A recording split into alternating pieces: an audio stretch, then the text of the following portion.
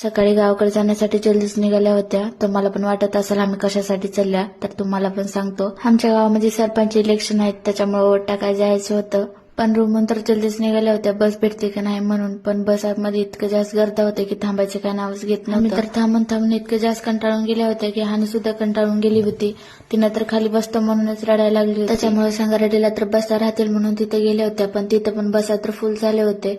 कसं का होईना पण आम्हाला घरी जायचं होतं, त्याच्यामुळे फायनली 8 वाजता घरी गेल्या होत्या. मग सकाळी वोट टाकायला जायचं होतं, त्याच्यामुळे अगोदर स्वयंपाक केलं होतं.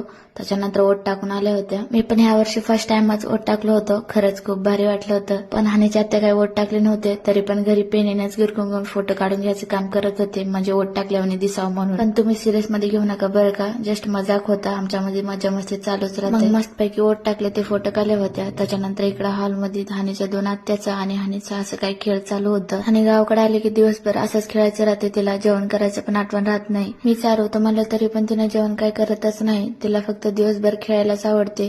तिथं काय तिला फ्रेंड्स नाहीत, त्याच्यामुळे ते फुल एन्जॉय करते. मी पण विंचरून घेतलं होतं. संध्याकाळचा स्वयंपाक करून बाहेर पण जायचं होतं.